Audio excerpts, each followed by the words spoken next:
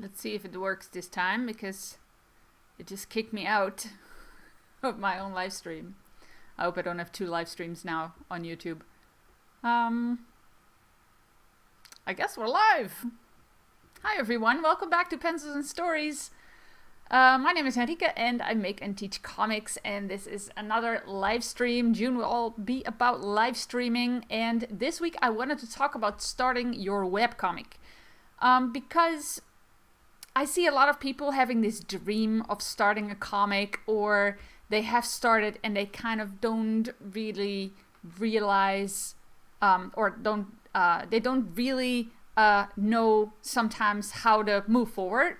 So I wanted to talk a little bit mostly about the starting process, and then I think what is the absolute minimum of stuff that you need in order to get started on a comic. And on that note, I just want to say that if you've never made a comic before, if you've never made a webcomic before, I think the first thing that I think you need to get rid of a little bit is the idea that you will have a point when you are ready to start your comic. There will be a point where your art skills match up in your head to what you want your comic to look like. Your story will be completely solid, and you know exactly what to do and how to make comics. The truth is, if you've never made comics before, it's going to be awkward at first. And I know I keep repeating this point, but I really want to drive it home for you that making comics at first is awkward, because you need to figure out how to do everything. You need to figure out your process. You need to figure out, especially at the beginning of a comic, you need to figure out what you want to do and what kind of story you want to tell. You need to figure out the style and all of that stuff. And even then, like, I'm 100 pages in and I'm still refining things. I'm still trying to simplify, for example. It's a big thing for me. So you'll always be adjusting and looking back and evaluating, and that's completely normal and okay. And yes, you will reach a point where it feels more natural and you just naturally know what to do. But it takes time to get there. And then I wanted to speak specifically to the people who wanted to start a comic but are kind of like just waiting. I recognize that so much. First of all, this is not a judgment at all. I recognize this because I was like that. I started a comic that was a little bit too much, more than I could chew. And instead of me simplifying, going for another comic first and try and find my groove with comics, I just gave up. And I had this fear of, like, you see, I cannot do this. And that's why I always advocate for starting small. Don't start this big giant thing when you don't feel ready yet. What's the difference between waiting 6 months and making something simpler and just waiting because you feel like you need to be ready? But then when you don't practice, you will never become readier. So the difference between those two things are not actually like, yes, you're waiting for the time where you can start your big epic comic. But it's better to, in that time when you really want to get more ready, it's better to actually make some smaller comics, kind of feel it out, see what kind of comics you'd like to make, what kind of style, kind of figure out, especially like things like composition and making, having the panels, arranging them on the page, and working with word balloons, working with dialogue. Like, if you've never done that stuff before, it's so easy to do some practice comics at first. And my practice comics it looked like I did that on paper, and I just drew the story in my head as it was, without even looking at composition and without even, placing the word balloons first, because I was very much I'm just going to go start drawing and see where I end up kind of person. So my comics, actually, I just drew a panel and then another panel and then another panel, and then I just made it work somehow. That's not how I make comics anymore, but those were kind of how I started. And I wasn't necessarily concerned with all of the I have to make comics the right way stuff, which I think really helped me to just make comics. And that's not to say that that's how you should be starting. I mean, by all means, buy a book by Scott McCloud, like Making Comics or Understanding Comics, and get some more info and how a comic is actually made and how it actually works. But don't get hung up on like, this is something I need to master before I start drawing, because that is not a thing. And I know I keep repeating myself a lot on that. You will never be ready if you don't make comics. There's only one way to make comics, and that is practice making comics, and you do that by making comics. And you don't even have to show your first comics to anybody. Just make them. And if it's complicated to you to figure out all digital stuff, make it on paper.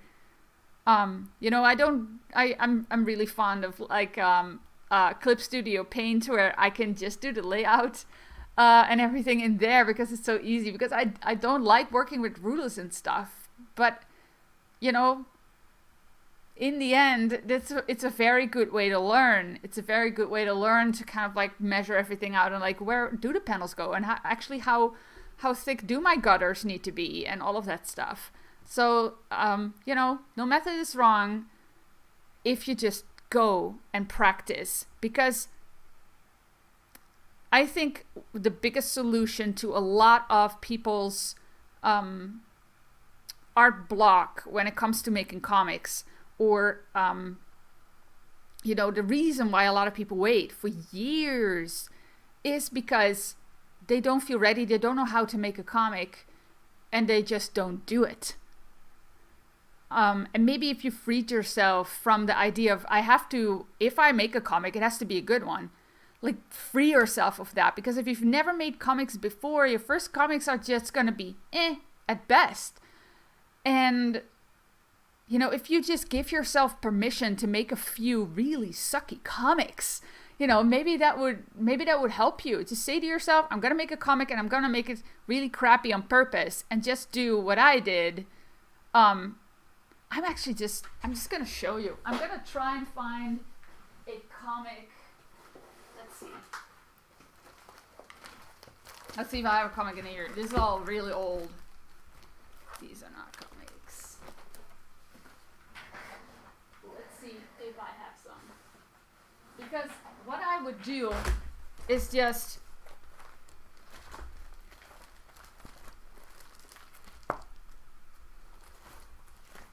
Oh, this is fun.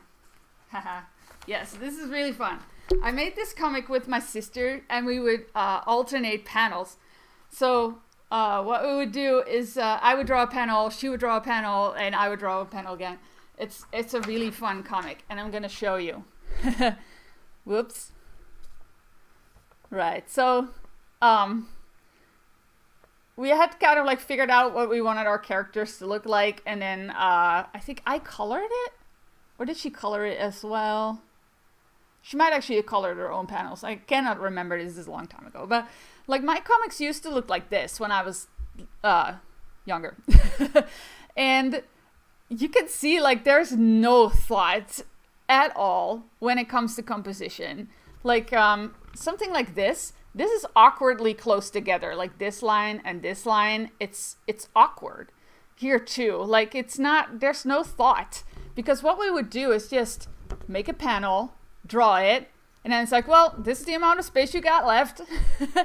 Drawing that, and then, another panel, and then another panel and stuff. So we weren't even thinking about doing composition and stuff. And if that overwhelms you, like, wow, now I have to think about art and composition and panels and word balloon placement and this and that. Just focus on one thing first. This is a fun comic. We never came past the second page. But this is my sister's. I love this so much. She's like, please get rid of this creature. And she's like a bee queen sipping tea. Like, I don't know. This was a really, really fun comic. But just have fun, just make something like this. Just make it really crappy. Just get something out on paper. See if you like doing comics in the first place, because you're going to figure out that you have to draw the same characters over and over and over again. You have to draw a lot of backgrounds. Working with the word balloons, like try and see if comics are for you.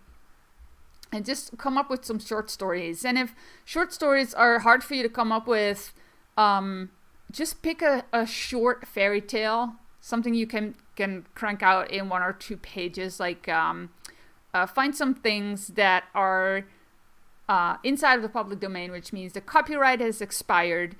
So that means that you can just use that story. For example, most fairy tales, if they're not, if your family didn't buy any additional rights to certain kinds of stories. I think, for example, Peter Pan, like the rights to Peter Pan have actually been sold to another party.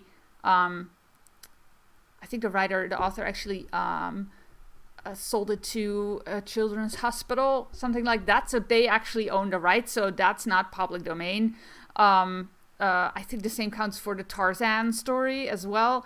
But there's like tons of stories that are public domain. Like you can just use them because the copyright is expired. So you can use those stories and maybe even like turn them into another genre, like Red Riding Hood in the Wild West. Just saying something. That should be fun.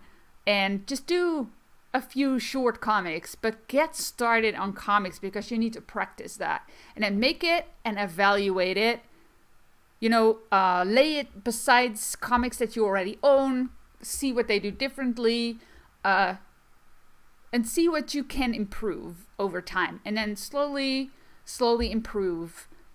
But there will never be a time when you are ready. Because the comic, it will be new to you. No matter how long you wait, making comics will be new to you if you've never done it before. Or if you've not done it a lot. And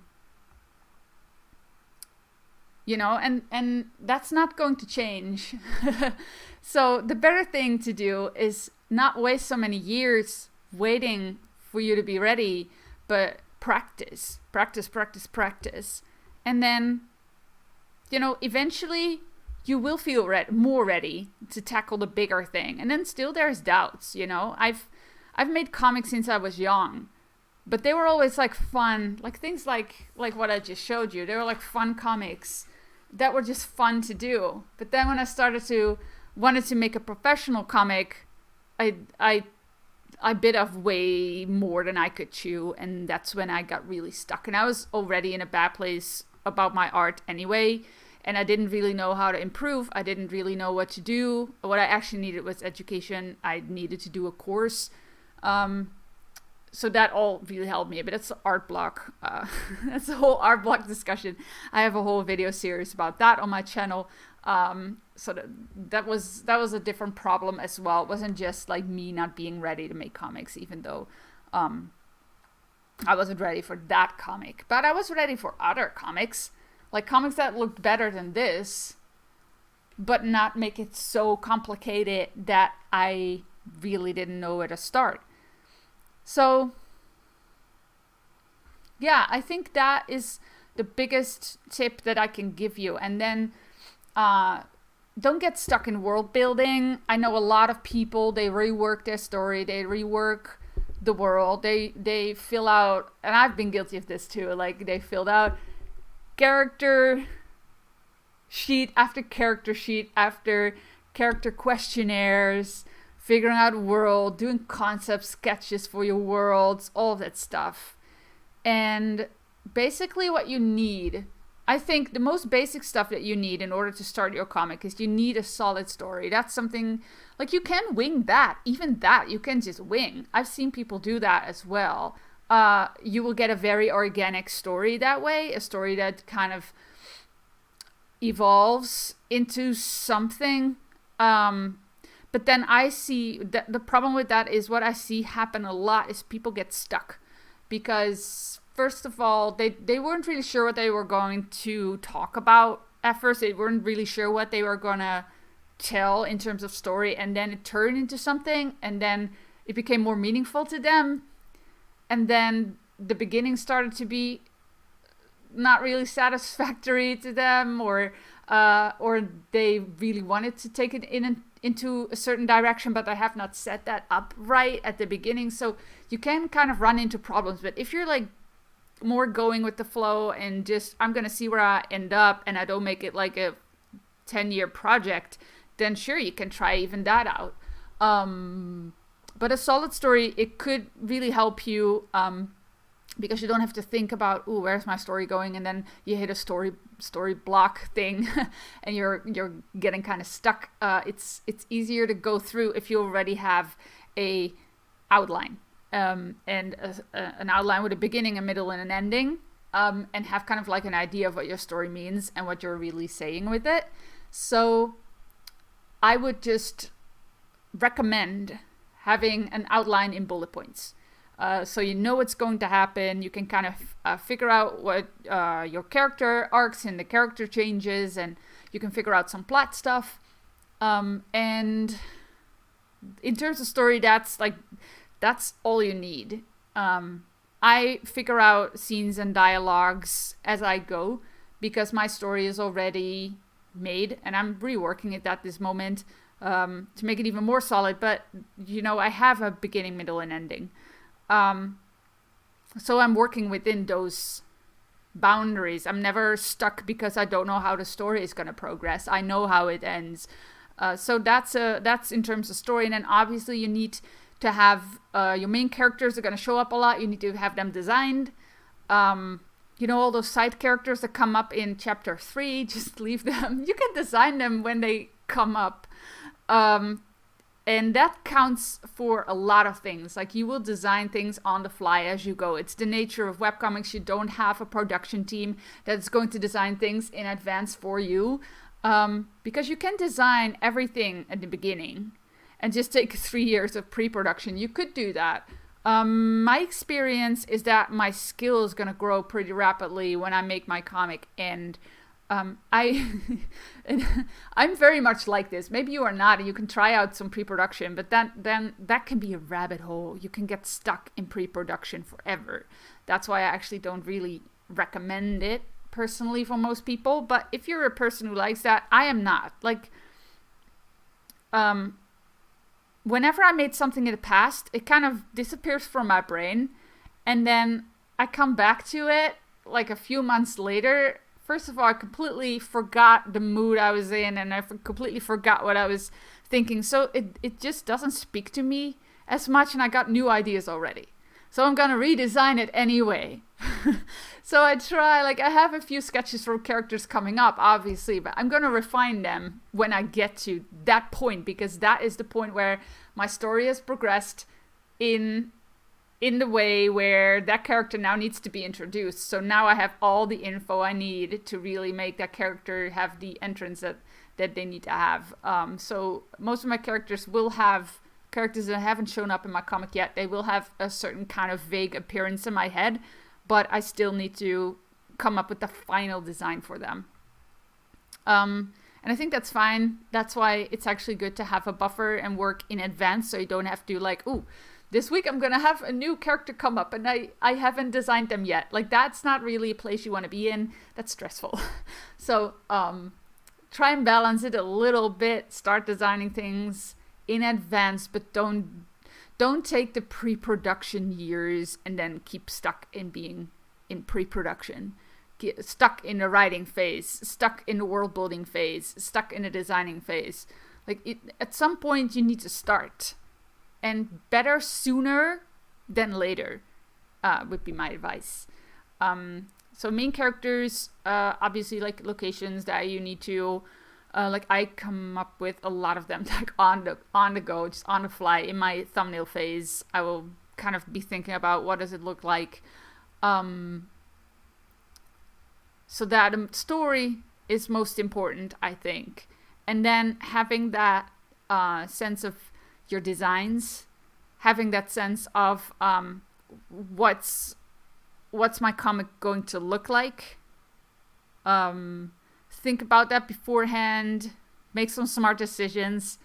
Am I going to give every single character this kind of shading? That basically means 1 hour per page, which basically means for an entire chapter, it could add up to 90 hours extra work. So those kinds of decisions are helpful to make in the beginning. Like, I'm going to do simple shading, or I'm going to, for example, I dropped most of my line weight out of my inks. That's something I decided. I don't think you notice it as much, but it is a thing that I've decided, like, I'm not going to make my lines super complicated anymore with like thick lines and thin lines, because it takes so much time, and I need to cut my Recollection City page making time. Like, I really want to get faster at making the pages, because that is more important it's more important to me to get the story told now than it is to make a super masterpiece with every single page. Because when it comes to comics, that's just, unless you have a smaller comic, you can do that. For longer comics, make it as simple as possible, because they just take so long. Unless you really, really, really, really, really want to have a comic that looks like a masterpiece and that takes you 10 years, by all means, just do it. It will always take longer than you think. Always. That's a given. So yeah, be mindful of that. And it's helpful to make those decisions up front. Like, for example, I decided before I made my comic, like, I'm not going to make super complicated page layouts. I'm going to go for a traditional classic comic with just gutters. Nothing comes out of the panels. There will be no figures or balloons coming out of the panels in any way. They are boxed in.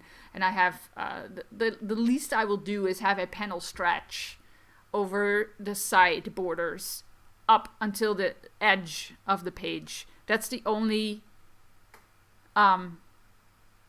crazy layout thing I will do, which is not crazy at all. But I made that rule for myself, and it's good to have some of those rules in the beginning. To make those, to make this kind of, rules, I guess. I call them rules. That sounds really restrictive, but it actually frees you up to put your creativity more in other things, like the artwork, or the way you let the action flow on the page, and I don't have to also be creative with my panel layouts and the things coming out of the panels and making everything super dynamic, because that adds another complication. So that's why I have those rules in place. But those are things to think about. And then when you start writing, and especially when you start thumbnailing, your characters will just come alive to you. They will start speaking to you. You don't need all the character questionnaires and stuff. Like, your characters will become who they are in your story. So it's better to actually work on your story and start thumbnailing. And the awkwardness, like my friend Laura Innes told me this, like, the awkwardness is going to go away, and that's true. It will be awkward at first, but you will get there. I just want to encourage you, like, don't wait too long. Don't think about it too much. Sometimes our comic stays in our heads so much that we just don't start them, because we feel like we need things. And if you really feel like you are missing something, try and identify what it is as quickly as possible and get that information. Get it off of YouTube, get it out of a book, get it in a course. I teach my course on making comics your comic journey, and my experience is that students will kind of feel a little like, wow, I've never done this before. So automatically, as artists, we all think, oh, could I do it? And I can just tell them, like, yeah, you can. It takes practice, but you can do it, definitely. It's all stuff that can be learned and practiced. And in my course, you go through the entire comic process in 10 weeks, and after that, that's what it is. That's how you make a comic. There's, like, it's a certain kind of process that I can just teach you. And then it becomes getting used to the process and becoming better at the process, and in little increments just improve until you become real good at it. So if you want more info about that, you can go to pencilsandstories.com/yourcomicjourney, which is the name of my course, Your Comic Journey. And you can put yourself in the interest list if you want to hear about that course opening. I'm also going to, because this is my exclusive mentored course. I put in a lot of time and effort. It's 10 weeks as well. It's a big course where you actually make a comic from scratch. That's why it's 10 weeks. We go into the entire process in depth. So that's a very exclusive course that I have. I am working on smaller courses that just help you kickstart your process a bit. So subscribe to my email list to stay up to date to that. It's pencilsandstories.com/extra. We'll keep you up to date to everything Pencils and Stories. You will be updated on, news, new videos, but I also send bonus information, like bonus PDFs that I make, for example, or discounts for stuff in my shop. So it's a good thing to subscribe. You can always email me with any questions that you have as well. So it's one of the best ways to connect with me. So I invite you to subscribe to my email list for more comic info. And then on this YouTube channel, we have weekly videos. In June, it's all live streams. I'm working on my video buffer, doing video editing and stuff like that. But I'm having fun with these live streams. It's a little early today, so I don't think most of you are awake yet. But I want to thank you if you're watching this in the future. I want to thank you for watching. If this was helpful in any way, if you have any questions, leave them in the comments. But if it was helpful, if it was encouraging to you, leave it a thumbs up. Go and make some comics. Don't wait too long. You can do it and you will figure it out. I'm absolutely sure you will figure it out. Go and make some comics, guys. Bye. Thanks so much. End of stream.